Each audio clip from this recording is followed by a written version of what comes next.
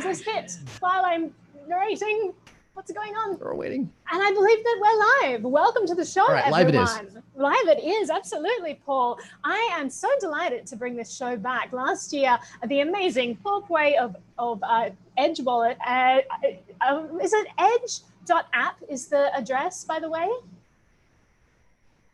Anyway, that's irrelevant. I'm delighted to have Paul Puey back. We tested out this show last year where we do deep dives into coins that we find interesting, or coins that are really hyped, or coins that are in the news a lot. We go into them, we look at what they actually are, because a lot of the time it is very difficult to pass through all of the information to figure out between the absolute trolls and haters versus the people who are paid to shill this stuff. Like, what's the truth of all this stuff?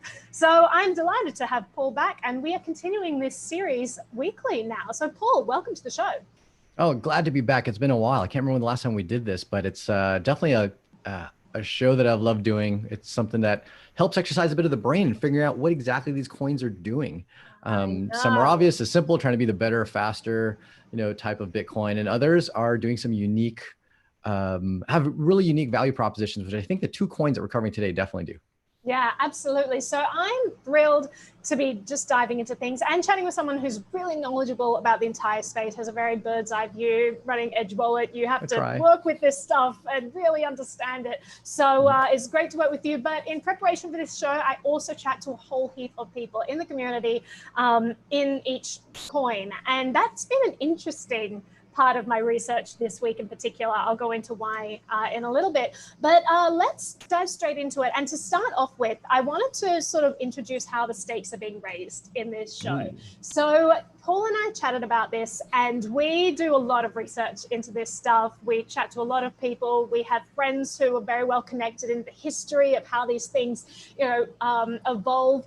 And it seemed like all this research was kind of, it's great to talk about it in theory, but are we willing to put our money where our mouths are? Like, we can say, well, I'm excited about this project, it seems interesting. Like, we're both very diplomatic people, but when it comes down to it, are we actually interested in investing in these projects? So we both decided to invest $100 in one of the coins that we discuss each week. Paul, you still keen to do that? Totally keen to do that. And we might not even agree on the same one that we're going to invest in, which could actually be a great part about it. Yeah, and so, yes, for I sure. was like, what if we look at two really bad coins in a week and we don't want to invest in either? Do we have to force ourselves to choose one? Or can we say, like, we'll invest in one from the previous week, something that we've already covered on the show? Like, we're going to figure out the details of that, because I know that it's going to happen. Almost certainly going to happen. I'm always happy to invest in something that I decided a while back is a good investment. And, a small amount isn't too bad, right? Just like everyone always says, this is an amount that you're, I won't say willing to lose, but maybe willing to lose for a duration of time. Exactly. And maybe we do a once a month recap of the coins in our portfolio so far, and we're forced to sell off one of them and double down into one of the others or something. That could be a really fun thing.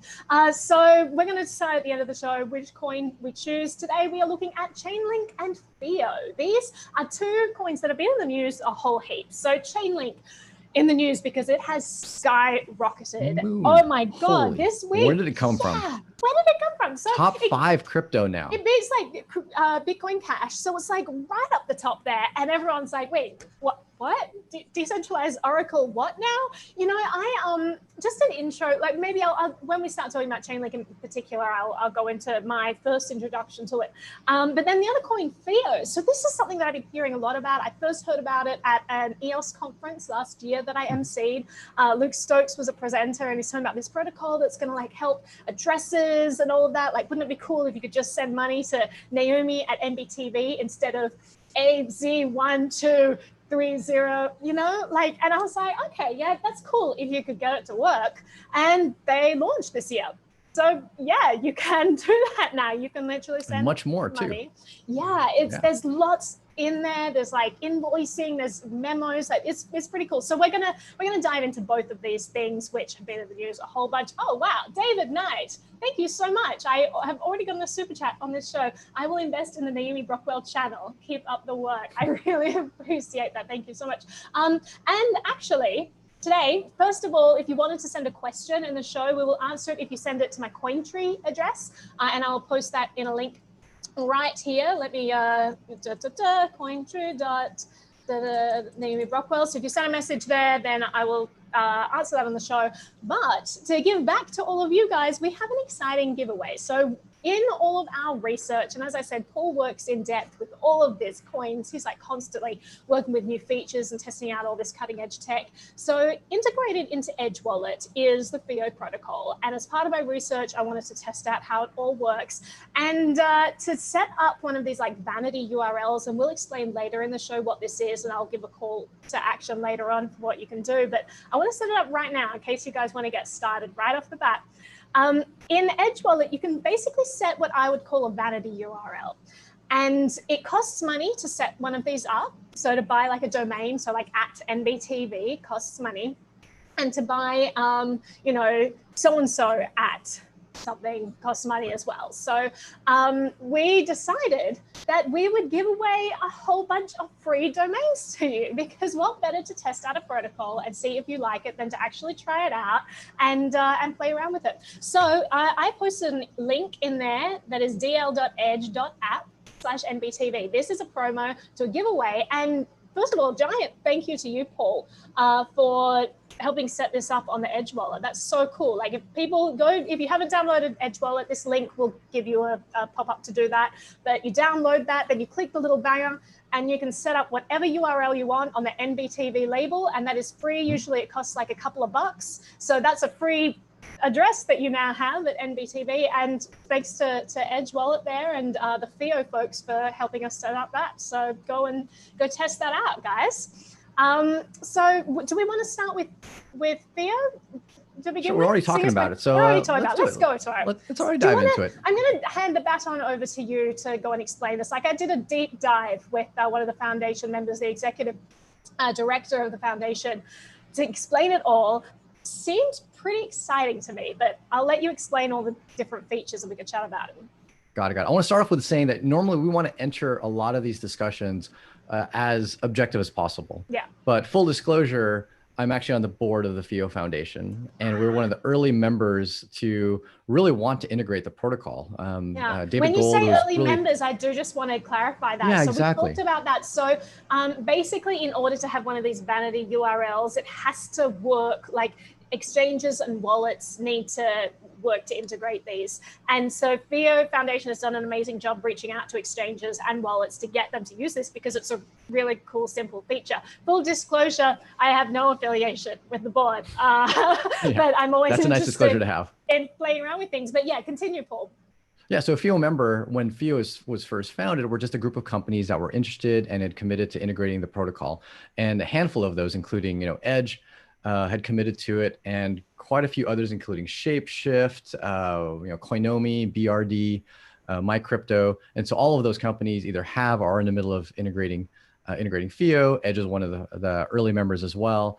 And then because I was just really interested in it and had wanted to see this in crypto for quite some time, I joined on as an uncompensated board member for the foundation. So just as full disclosure, I definitely have an interest in the protocol, but from the beginning, when there was no financial interest, just true usability, bringing that to blockchain. So now details as far as exactly what it is. So right, there is a foundation, it has several companies involved. And what I really like about the FIO protocol is it's not just another coin that's trying to be the new fancy, shiny, smart contract, faster, cheaper type of blockchain. Instead, it's trying to create this interoperability layer between wallets. And the first thing you mentioned is FIO names, right? You can now get your own FIO name, which is your FIO address at a domain. So you can get, Bob at NBTV using the link that Naomi put into the show chat. Clicking on that will allow you to register a name, and a name costs right now 40 FIO to register normally.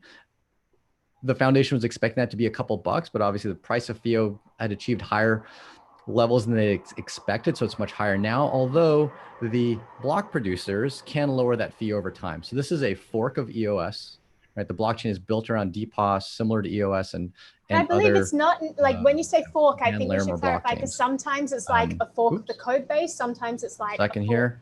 All right, sorry about it. Just had a little audio glitch here. But yeah, so it's a fork of fork of EOS. Well, I will clarify that as well, because you can have like a fork of the code base, or you can have a coin fork. This was not a coin fork. This was based on the EOS code. Like these things I wish they choose different this names. fork, that fork. Exactly. Yeah, so there was no disagreement with EOS, and suddenly the two, it wasn't like a BCH, BTC type of a fork split. It was just simply, it took the code base and they actually changed it drastically compared to what it originally was. What you really carry over is the delegated proof of stake part of it.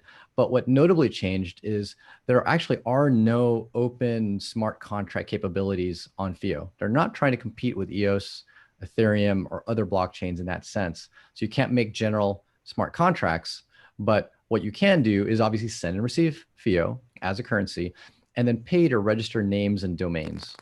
So this is not something new. People have seen this in ENS, in Namecoin, Blockstack. The concept of registering a name and having your cryptocurrency addresses associated to that name isn't that new. So what is new is what you can then do with that name, other than just sending someone some money to that address associated to the name. Now you can actually send encrypted, fully private metadata along with a Bitcoin transaction. So Naomi, I can say, hey, I want to send to Naomi at NBTV, $5 worth of Bitcoin. But with that, you can see that it came from me. That's an encrypted piece of metadata. And I can say, hey, thanks for that drink you got me over at D10E at the karaoke bar, right?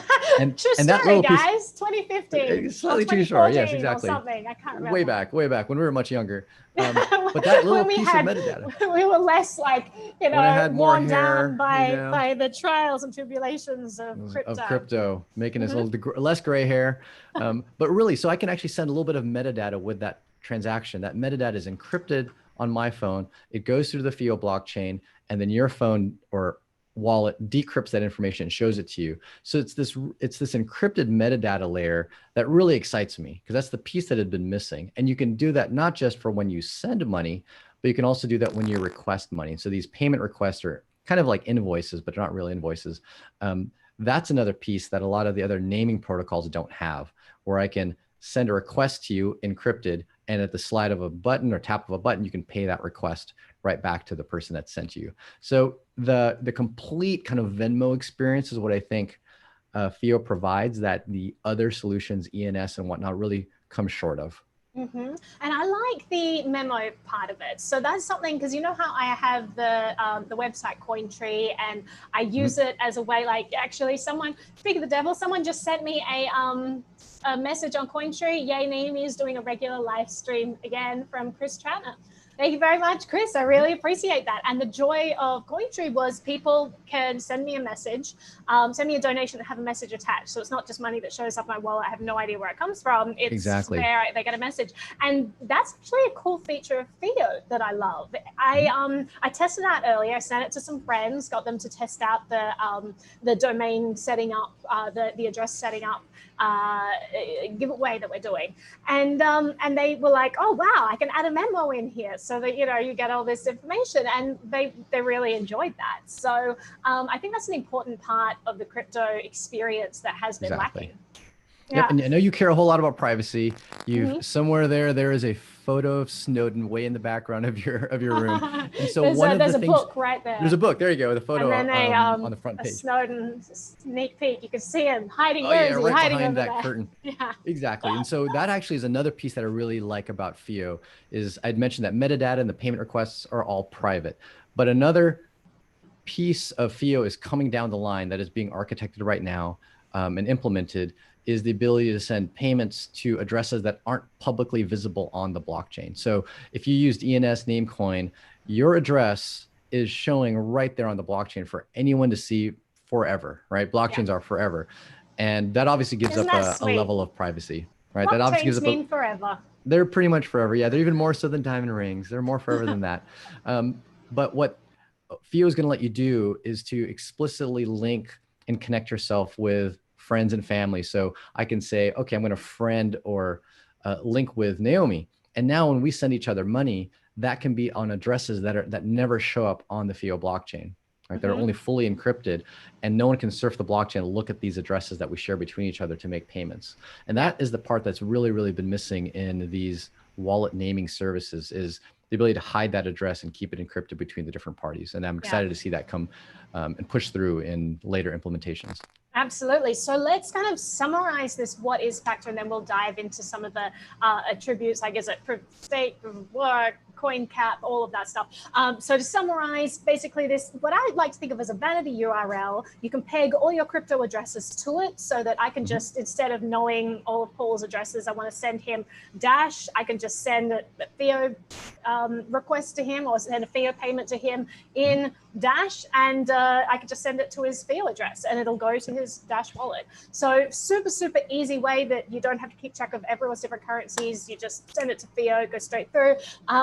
And it also has this cool like invoicing system, so that if you wanted to send a request, I could say like, Paul, you owe me for dinner the other night. I'm sending you a FIO request for $17. Pay me back, and he can just respond, send in the cryptocurrency of his choice, as long as I have that pegged on my end, and voila. So this is very cool, simplifying mechanism that kind of bridges different cryptocurrencies. Now let's dive into like the specifics of this. So the coin token cap, and the like there's a billion there's coins a billion it's tokens capped at, right? Yep, it's a billion coins that it's capped at, and you know the protocol was built by a for-profit company called Dapix. It still exists. It's separate from the foundation, and there were investors in Dapix, and there are employees of Dapix. Of the billion tokens that were created, about 17% went to the early employees of Dapix, and current employees. About 16% went to the investors. We talked about the FIO members. So these are the partner companies that agree to implement the protocol. About 11% of the tokens are allocated to be able to distribute to FIO members over time. All of these distributions, by the way, are locked, meaning that they get those tokens in an unlocked cycle that continues over the next 2.5 years. Some amount of those tokens are also locked for the foundation to sell as revenue to be able to keep driving development. And then the foundation itself holds about 4% of the tokens that it just simply has from the initial creation of the blockchain. And there's also a thing called a block producer reserve. So 1% of the tokens are going to this, which simply says if the block producers, really the way that block producers on this network earn money is through a cut of the fees. So when someone goes and registers an address, they pay a fee to register that address. If someone registers a domain, they pay a larger fee because it's a domain. And a good portion of that goes to the block producers. If there isn't enough fees for the block producers to gain at least 50,000 FIO per day, then these reserves kick in to up the reward to the block producers. But it's only 1% of the total billion tokens allocated. So that's meant to kind of bootstrap the network when there isn't that many transactions early on. But that's the tokenomics. People basically pay to register addresses, to renew an address. So when you have a FIO address, such as Paul at Edge, which is one that I have, that address is valid for a year, and then you have to renew it. It also gives you what's called bundled transactions. Bundled transactions are not when you send and receive FIO. They're transactions such as when you send a payment request. I say, hey, please pay me this money back in Bitcoin. Or if you send a metadata with a payment. The two features that we were talking about that FIO kind of sets FIO apart. And you get a number of bundled transactions, I believe 100 for free once you have an address. But once you run out of those, then the address needs a renewal. So that's where the demand for the token comes from, is people renewing addresses, getting more bundled transactions, and then registering new domains and addresses. And walk me through the bundled transactions thing. So when you purchase these, you said that it comes with a certain amount. Exactly. And so you're paying FIO tokens just for purchasing these domains, or do you pay every time you send something via a FIO? Like instead of sending it straight to someone's Bitcoin Cash address, I do it via their FIO address. Does that cost money as well? No. So you can think of bundled transactions as prepaying for metadata. Okay. You're kind of prepaying. So when you pay for your address, you've paid, ideally it was about $2, but right now it's more because of the price of FIO went up. So you say you paid your $2, and by doing that, you've prepaid for, someone can correct me online if I'm wrong, but I believe 100 bundled transactions. And those bundled transactions allow you to then simply send payment requests or send metadata with a Bitcoin payment or a Dash payment if you're sending to another FIO address. So that's kind of what you're doing. You're just basically prepaying. When that runs out, then you have to renew the address afterwards. Right. And so you said that you got involved pretty early on. Why did you decide to get involved? Because there are literally thousands, more than that, of different projects to choose from. Why FIO? What attracted your eye? I like the fact that it wasn't trying to do the same thing as the thousands of other projects, trying to be, once again, most of are saying we're going to be the faster, better, more scalable Bitcoin or Ethereum. Most are saying that. And don't get me wrong, those are very valiant efforts. This one set itself apart because it wasn't trying to do that. And actually, when I originally talked to David Gold with Dapix before the foundation was fully formed, I even recommended, I think you should do things to make sure you don't compete against other currencies that are trying to be payment currencies and trying to be smart contract currencies. And in response to that, they actually removed the smart contract capability from the EOS code base. Now it has it, but they're baked in smart contracts that you can't really change without block producer approval. Those are the smart contracts to do things like multisig. So they're kind of baked in, but there's no programmable smart contracts the way Ether has or EOS has.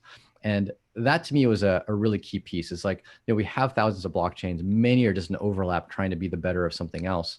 But if you took like the unique individual blockchains to try to do something uniquely different, this is one of the few, in my opinion. So once again, take it with a grain of salt. I do have a strong passion about the project, but that's primarily why. Yeah, well, I mean, that's something that people like Paul Graham insist upon in any kind of startup. They say, focus, specialize, make sure that you really understand your target market. Don't try to do everything. Like if you open a clothing shop, don't be a clothing shop that's like, well, we cater for farmers and also valley girls and also for traditional, German pinafores. Or what, like they don't do that. They're like, no, we cater for people who are basically 18 to 25 or like big and tall. Exactly. And so I think that's what a lot of projects in the crypto space lack, is they do think, well, we could just add in this feature and then we also would cater to those people. And they don't realize that they don't attract enough network effect if they're doing things like that. If they are the best product at a small niche, they're going to get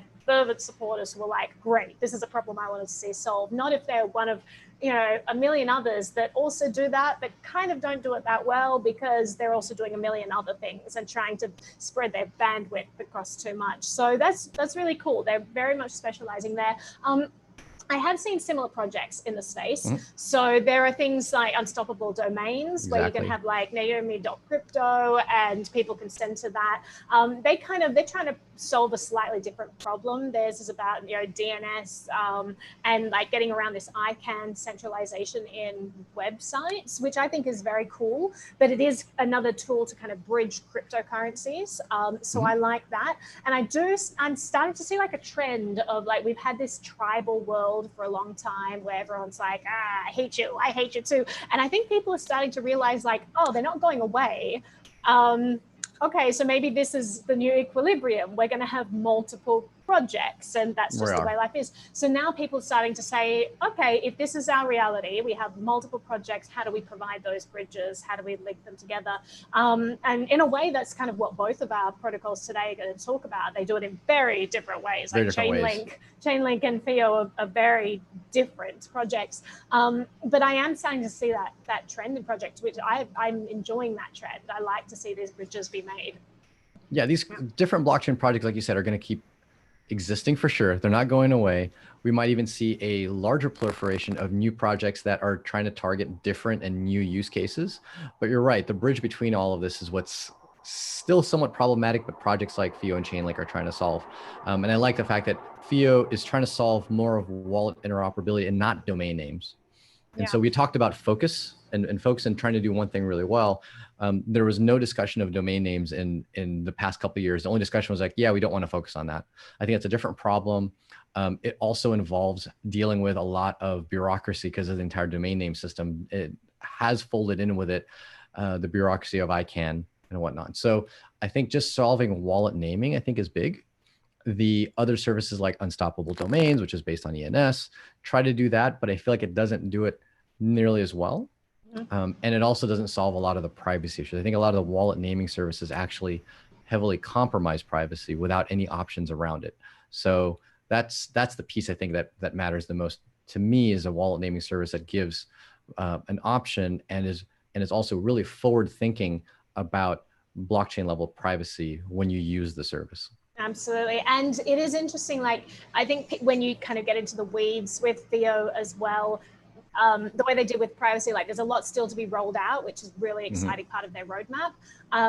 But currently people do need to be aware that when, like, for example, if you map things to the NBTV domain, and there's a notification that pops up in your Edge wallet to let you know when you map those, like those addresses, because the NBTV domain, in order to allow people to sign up for free, we made that public. And so that means that addresses will be public, but you can also make a domain private so that information is not released, which I think is a really great option.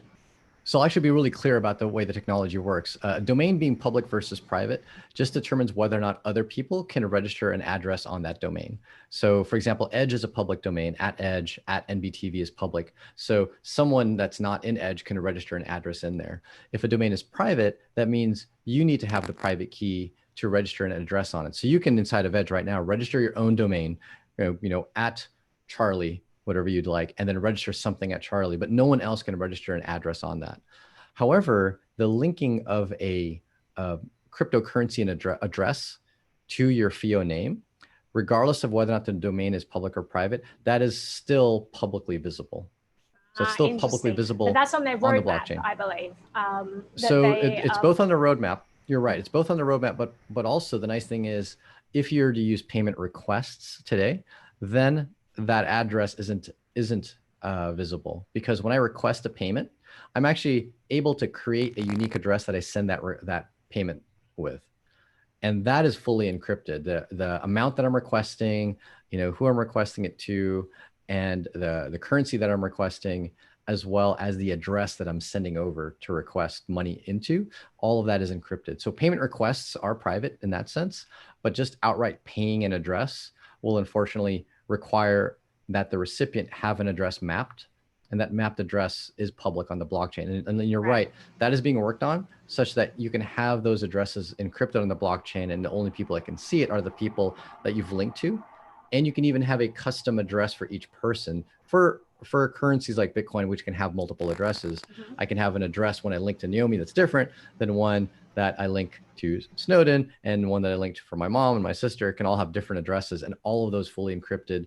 They don't show up anywhere on the FIO blockchain. That's really cool. And that's something I actually just discovered before we started, when I was testing out the NBTV domain.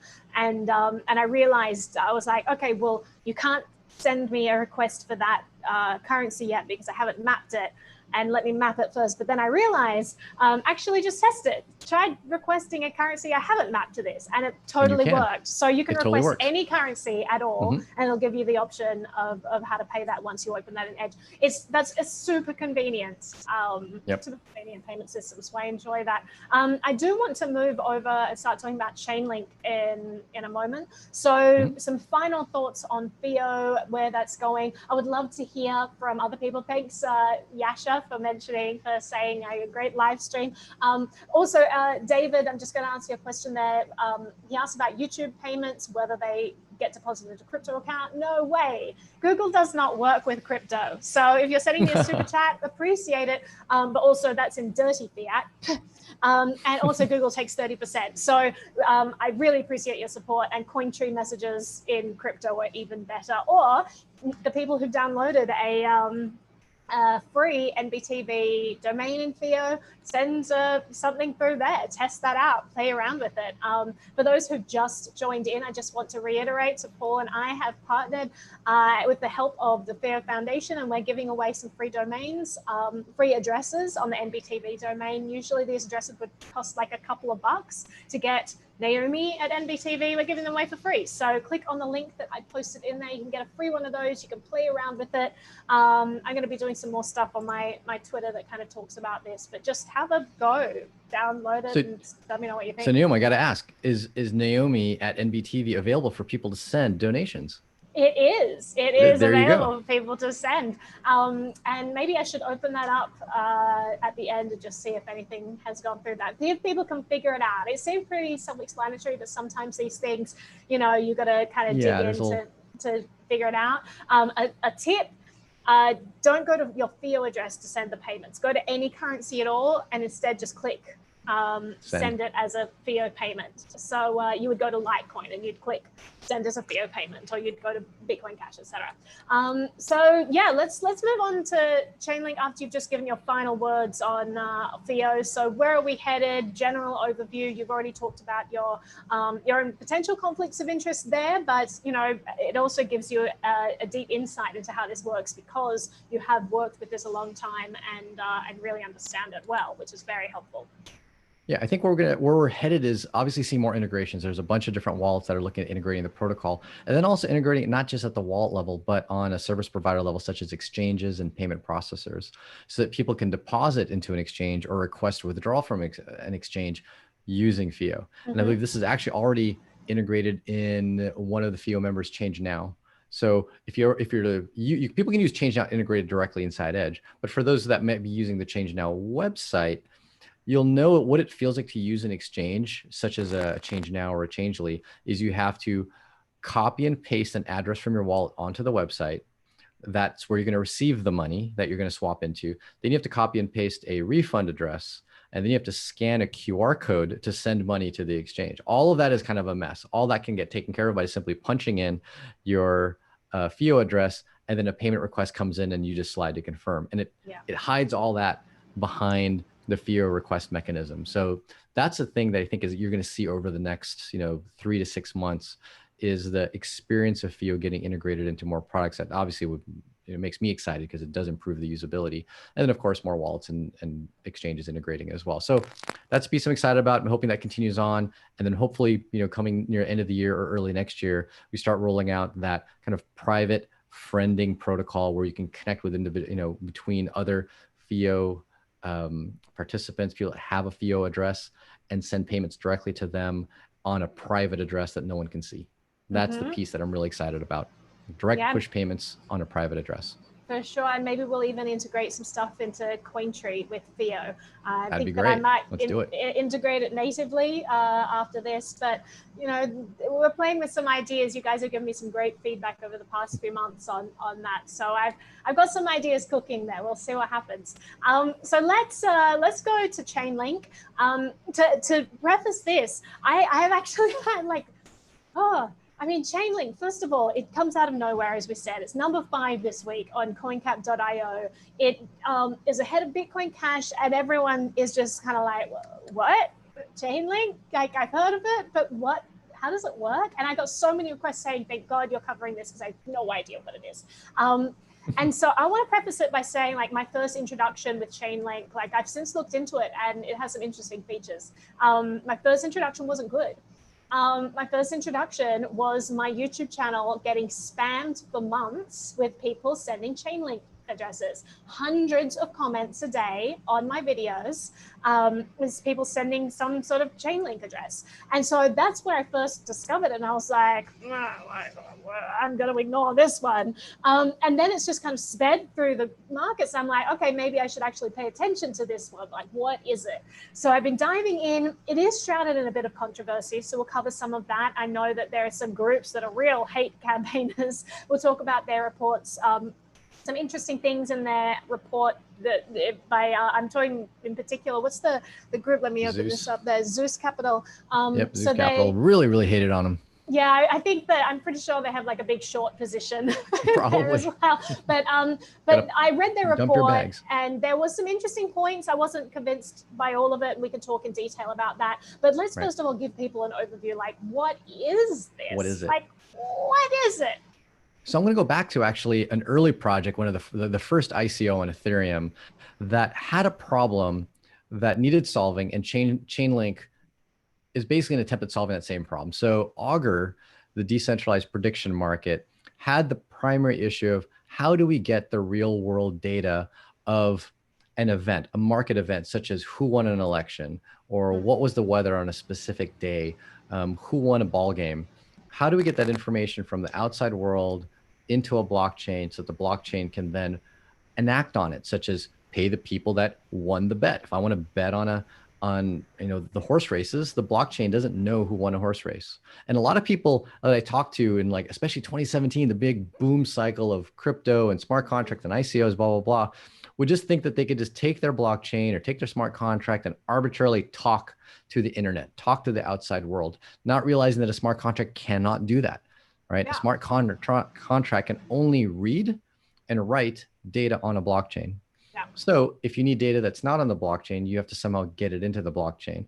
And a lot of these stupid projects would say, oh, well, we'll just write the data in there. We'll be the ones. Well, then you have like, that point of failure. It's a very centralized process. Very centralized, exactly. When you have these like very, very expensive and well-filled prediction markets where you're betting a lot of money on things, and there's a lot of money up for grabs. You don't want an easily corrupted system where it's like, well, we have this smart contract that's decentralized, deciding on the outcome of the presidential election, but we're going to personally input the outcome of that election ourselves. It's like, well, that could be corrupted. I'm not going to bet in that market. Exactly. So this is someone pays me enough money, then I might flip the switch and say no, so-and-so one. And so that was a problem that Augur had. It's the Oracle problem. Yeah. Exactly, like you were saying. And many smart contracts have this exact problem. Now, Augur way predates Chainlink. And so people that have Augur rep tokens are actually people that are doing not a very different operation than what people with link tokens do, is that they are being motivated with these tokens that they have to stake, which means that they could lose them. And they're required to then report outside information and write that onto the blockchain. And if a lot of other people that have the tokens agree with them, then they're rewarded. If people disagree with them and they come into the minority, then their tokens are removed or slashed or taken away from them. That's in essence what Link is doing, except it's doing it not for a specific smart contract.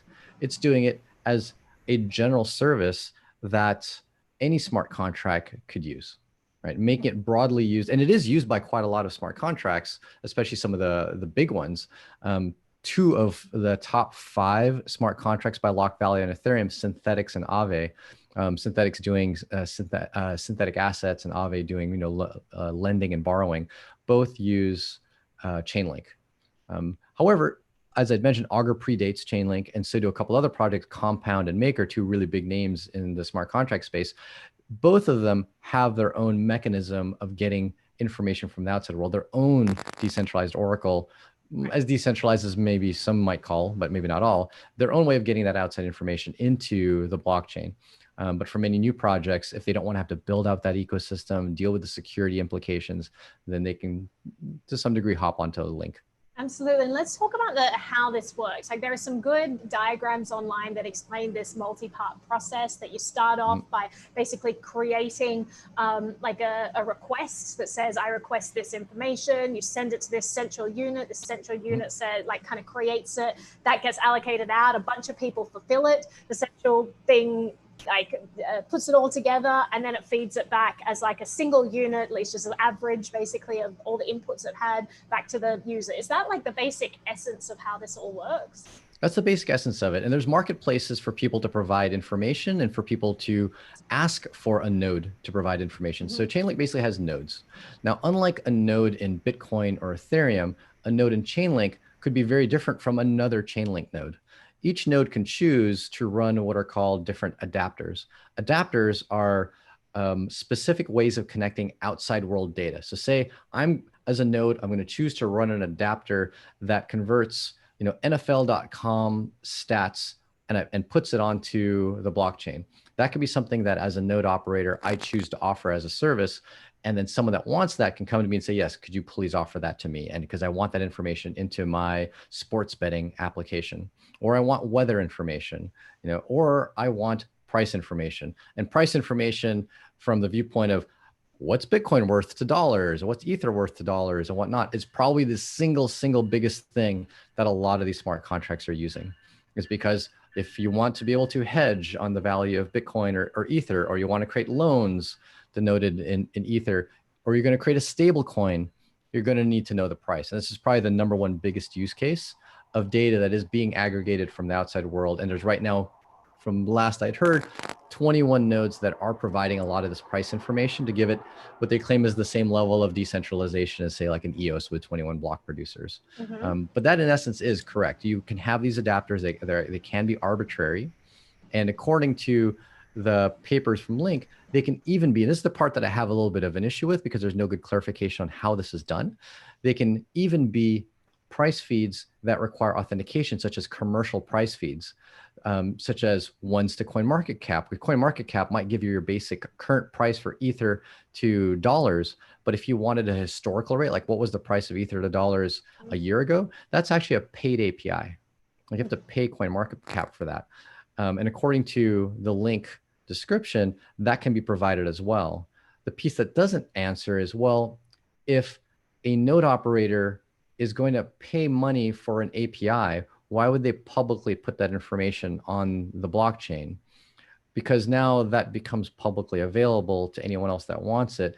The economics behind that to me haven't been thoroughly described. The fact that it's capable was mentioned, but I haven't found good content to understand how it's economically viable for a node with a paid private API to put that information on a publicly available chain, such as Ethereum. Right. Now, if they're getting rewards for doing that, though, if they're getting rewards for scavenging that, I mean, it's possible that that could equal the same money that they'd get, like paid per request. Have you seen that has actually been the case, or is it like kind of subsidized?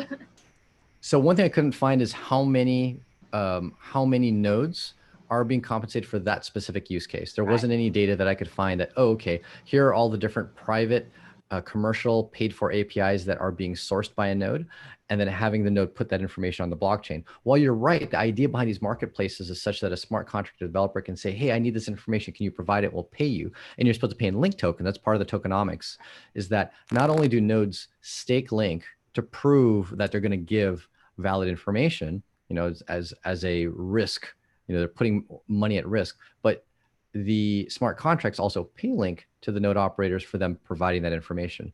However, you kind of have this tragedy of the commons, is that if you're going to put that information on a public blockchain, and I kind of know it's going to be there on any regular basis, why should I pay for it when someone else might have paid for it? And then the person who does pay for it goes, why should I continue paying for it?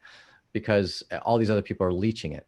So I think that the piece that's that's missing, and I know that there's some talk about this as a future feature inside of Chainlink, is a way to make that information private, such that only the people that pay for it get it. And I understand how to do this, but I don't think anyone's using this yet. It's a feature in a way, kind of like mixing or tumbling, and mixicles is kind of the term that's used. And the idea is that you don't put that actual data, you don't put for example, the exact price, but instead these nodes can use the information to compute something, a computer result. And that result is then what's put onto the chain. And that result might be more specific to what a smart contract wants. So as an example, you don't say who won the horse race. Instead, you say, these are the people that need to get paid. All right. And that's not very useful to some other random smart contracts. That's useful to maybe a specific smart contract.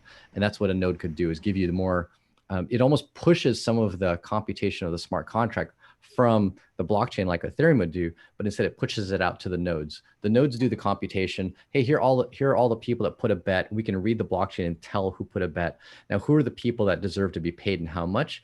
The nodes can compute that, come to some agreement, and then put that onto the blockchain for the smart contract to actually do the payout.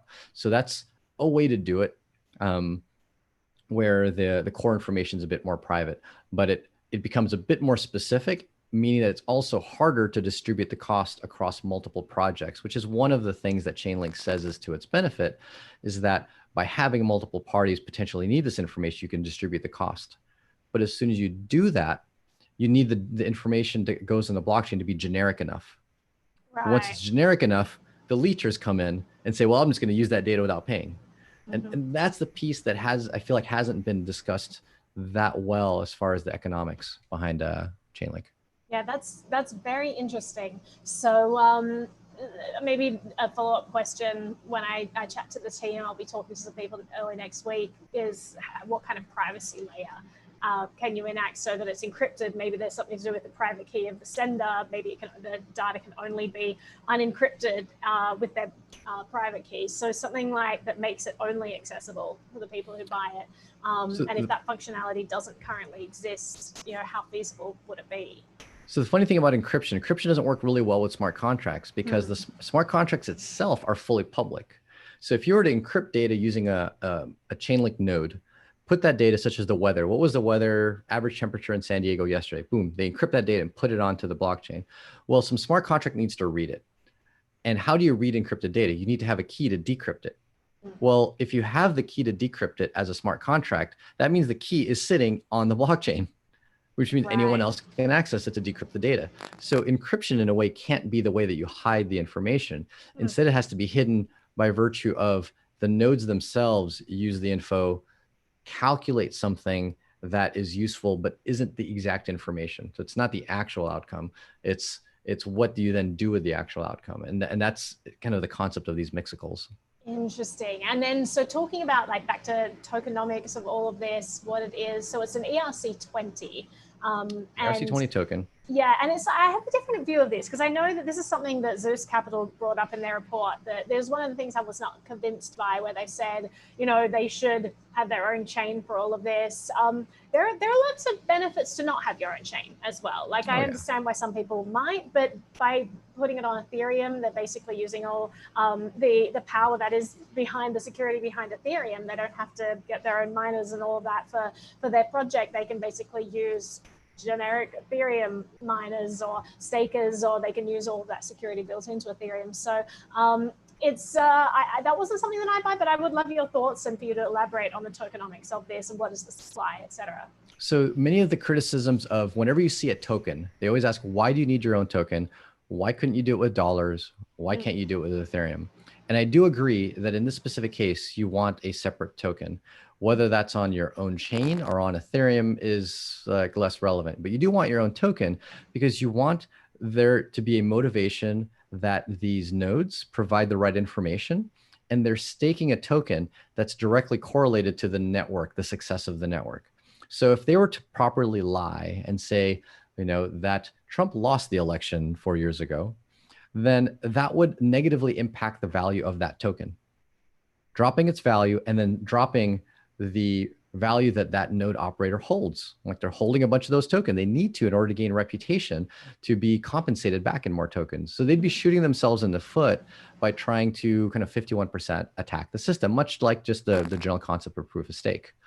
If that token that they were holding was Ether and not Link or some other token, then they could cheat the system without really impacting the price of Ether, because Ether is a larger network token that doesn't have any direct correlation in price to the success of a project that's running inside of it.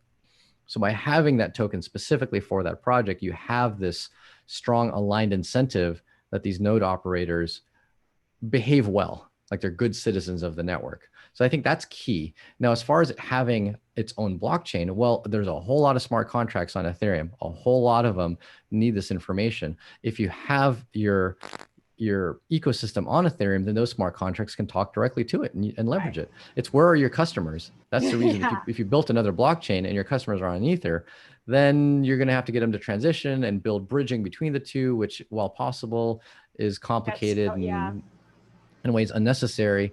And as well, you already have an ecosystem of wallets and exchanges that understand ERC20. It's just one less hurdle to get your token and your ecosystem adopted. So from that point of view, I don't have a strong criticism of them using an ERC20 token. I think it's actually a legitimate use case. And someone mentioned that it's not an ERC20, it's an ERC677. So because ERC677 has a transfer and call functionality to pay node operators and retrieve data in one transaction. Right. So thank you for that clarification. Digital Bread is actually a supporter on my channel. So I always appreciate these very knowledgeable people coming in and contributing to these videos. Right. So the supply of the Chainlink token of Link, is it capped? Is there a scheduled inflation, predetermined inflation schedule? Or? So 1 billion tokens, it was capped. They were broken up into 3 different allotments. So 350 million tokens were sold during the ICO. 300 are kept by the actual company Chainlink Ltd. And then 350 are probably the piece that is under a bit of scrutiny, is that they were held by Chainlink to be given as node subsidies. Similar to how there was a 1% that FIO holds to give to block producers in case you're not generating enough fees. However, it's not at all clear what are the rules by which Chainlink Ltd will actually use that 350 million tokens, and how they would give them to nodes, when they would give them to nodes, under what conditions. Might they just choose to keep them? It's entirely possible they just simply choose to keep those tokens, which means that they would have made, which they raised, I think, 32 million in the ICO from 350 million tokens. Plus they have 300 tokens of their own. And then they potentially have 350 tokens that are supposed to go to node subsidies, but may or may not. And I know that was a question I saw asked a lot online, and I couldn't, at least in a couple hours of researching, find a good, clear answer. And so in the tokenomics, that is an area of concern, is if that 350 suddenly goes liquid, there's a potential crash to the price in the market. And I think that's probably the one thing I gathered out of the Zeus Capital document, was the concern about the potential much higher amount of liquid tokens than a lot of the exchanges currently see. Yeah. And that's true for a lot of projects, but this one definitely has that level of concern that hadn't been answered to the best that I've seen. Yeah, for sure. Yeah, it's a lot to figure out in all of this. I had an interesting scenario where I tried to reach out to over a dozen people who were involved with Chainlink. I got some recommendations of people on the team. And I reached out to someone who was suggested in a thread as being a spokesperson, but a very nice person. And I was appreciative of their honesty. And they said, I'm not the right person for you because I don't really understand it. So that for me was like, oh boy, like this is a spokesperson and they're speaking out about something that they don't quite understand. So I understand not everyone's a developer and you can know enough to kind of be excited about a project. That's something that's kind of struck me. Like I definitely think the Oracle problem is something that needs to be solved. It's clearly, there's so many, as you said, so many smart contracts on Ethereum that need an Oracle to make a determination either way. And so I'm excited to see projects experiment with this and try to figure this out. Whether Chainlink has gotten there yet, as you said, the incentives don't seem to quite be there with this whole tragedy of the commons situation. I'm not sure. But the other question I have is, I don't ever make price predictions. That's not I'm not a day trader. Yeah, exactly. I'm not going to say whether something's going to go up or down. It's not something that interests me. And it's not something that I'm good at. But it does strike me that this is such an esoteric use case of a token that it's like you're an oracle for decentralized smart contracts used by some esoteric chains. And then to see this just be catapulted to number 5, I'm wondering whether that's justified. Like, I don't believe in this whole like market manipulation thing. Like, every market is manipulated. You have big players, and like it's not helpful to say, well, it's a manipulated market, it's not a real value. But we can talk about whether or not we think a price is justified according to what value it's providing. Do you have thoughts on that and Chainlink and the ecosystem? And I think being a top 5, well, it's so hard to say because so much of crypto isn't used to the level that it's intended for. Yeah. Like exactly. Even Bitcoin at the #1 spot is still at that spot with its market cap valuation based on something that we expect to see out of it going into the future. It's the potential of it. And so, yes, I think that if you build a decentralized oracle and there's a lot of these nodes that are providing valuable information and getting compensated for it, then yes, top 5 in the market cap, sure, no question about it. The piece that I think is the challenge is the monetization and business model of the nodes. Like, can they realistically have enough demand to provide this information on a level that they can monetize through these mixicals? Is there enough of that? That I think is the hard part. And you haven't really seen, pencil on paper to figure out what amount of projects need this information, how much they're willing to pay for that information as well. It's an unknown currently. And that's a bit of the unknown part, but you don't stop a project because you've got a couple of knowns. A lot of startups are, we don't know how we're going to monetize this thing and what the demand is. Let's build it and find out. So I can't blame them for that either. They are still one of the big ICOs, and there's always criticism, having an ICO based project, but at least compared to the thousands of others, they've given some return to those investors, and for some that have come even after the ICO. And there's what you could say is a legitimate need for what they're building. And then the question is just, are they solving the problem with the protocol that they've built? And so they're the kind of market leader in that respect. And time will tell to see whether these nodes, and really this is the question, do the nodes providing information have a long-term business model? That's the thing I'll keep my eye on. Like, how are they doing financially, these nodes? Absolutely. And so we're running out of time here. So let's wrap this up. I just want to give an overview of the two projects. We've got FIO, which is solving this disastrous public address thing we have to deal with, where you type in 1 million different characters and you've got to have 17 different addresses. And it's really solving that, as well as this invoicing system. And it's trying to do that. Their roadmap and their team are trying to work on this in a private way, which is exciting. You have Chainlink, which is focused on this big problem that we have with smart contracts, which is this decentralized oracle. How do you actually get the information from the real world and get it into a smart contract? You have to rely on people inputting that. How do you do that in a decentralized way that can be trusted? So Chainlink is really trying to solve that. Whether FIO and Chainlink solve these problems, you guys can look into it. You can test it out. You can try it out, see what you think of these. But at the end of the day, Paul and myself are going to be putting money where our mouths are. So Paul, I'm going to ask you first. Oh, no, I get to go first, huh? You get to go first. So you're putting $100 into one of these. Tell me, based on the team, the roadmap, the execution so far that you've seen, which one are you going to buy today? Oh, so I'm going to cheat in a way. And so I know it sucks to cheat on the very first episode that we said we're going to do $100. I'm going to cheat in the first episode and simply say that I obviously have a long standing with FIO, and I have some allocation already of those tokens. So I'm going to put $100 on Link, but it's not because of the team and the use case. It's that it's for diversification. Let's just put it that way, right? I already have some FIO. I've got some addresses, got a domain or two, and so let me try something different. But if I didn't have any of the two, I would definitely put 100 into FIO. I have a very small amount of FIO just from playing around with it this week doing research, and I have no Chainlink. I'm interested to see how Chainlink solves the issues that you mentioned. As I said, this is a big problem. If they can solve this, then it could be really, really great. That being said, FIO is solving something that I have currently, which is an issue about sending people my addresses and all of that, invoicing people. They're things that I deal with on a day-to-day basis in crypto. I'm going to put my $100 into FIO, and I'm also giving away a bunch of FIO domains, which would usually cost you $2 each, as I mentioned at the start of the episode. I'm going to repost that. Actually, $12 now, by the way. So you're saving people $12. Guys, it's $12. So it costs 40 FIO. It costs 40 FIO, and FIO is at about maybe 30 cents, maybe 35 cents. And so, yeah, that's about actually $12. So let me explain what this is. It would cost you to register an address. Yeah. You get it for free with Naomi. Absolutely. I'll explain what this is. So basically, if you follow the link that I just posted there, you're going to get one of these things for free. It would usually cost you $12.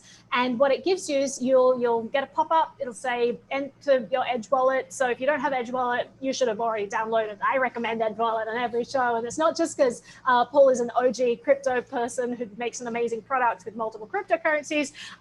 It's that I've been using it for a long time. I'm not affiliated with them. It's just very convenient.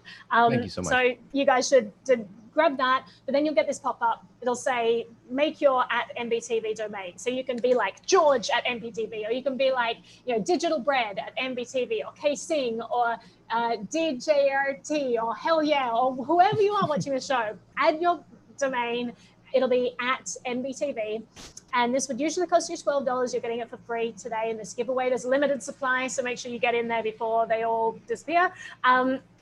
And what this means is that someone can just send you money in Edge Wallet. They can just click FIO request instead of going through the usual means of like sending the full address and the QR code. And it basically means that people can send you money by using this address, instead of having to give people your address, all of your crypto addresses, your ETH, your Litecoin, you just send them Naomi@NBTB or Casing@NBTB, and then they can use the Edge wallet or a bunch of other wallets that also support FIO, which is a huge amount now. There are exchanges and wallets all over the place are supporting this token right now. And you can just do a FIO request instead. It makes it super easy. So test it out. I would love to hear what you guys think of it. If you test this out and you get the free domain, add a comment in the description. Let me know what your experience was. Are there areas that you thought were cumbersome and you're like, this doesn't make it easier? Like, let me know. I would love to know.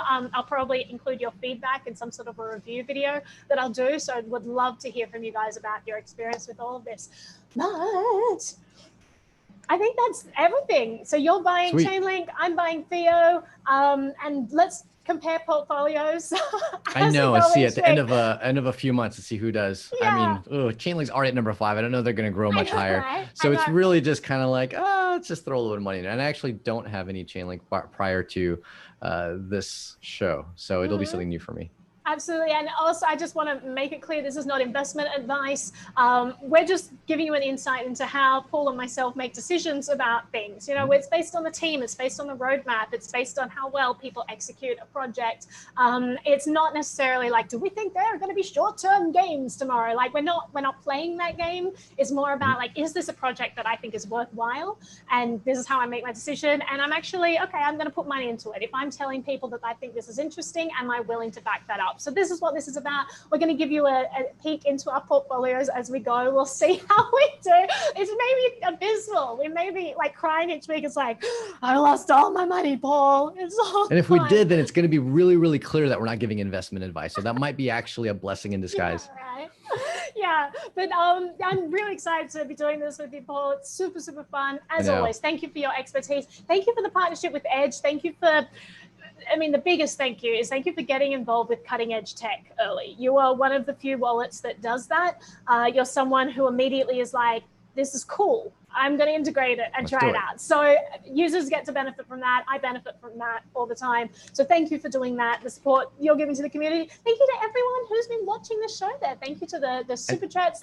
Thank you to the CoinTree message. Really appreciate that. Chris Troutner. And then going up here, David Knight. Huge thank you to the super chat that you said. Everyone, thank you to Naomi for giving us great content on all sorts of different topics, tech, crypto, or all sorts of random science stuff now that you're doing. No, I really enjoy science. I'm a bit of a nerd. I just like things that I can kind of dig into and figure out. And nerds rule the world. You got to be a nerd at something. If you're not, you're just kind of a normal. You're just a normal person. Just a normie. Right. Yeah. Well, everyone, go enjoy the rest of your day. This has been a huge heap of fun, and thank you for tuning in. And we'll see you again next week, same time. We'll see what we put $100 each. Couple new coins that we got to put $100 into. Absolutely, and hope that we're not completely devastated from loss, or maybe we're just wearing a bunch of bling because we're like, my token went up. Because we're moon. Yeah, that's not how we roll, guys. Don't be expecting that. All right, catch you all later. Goodbye.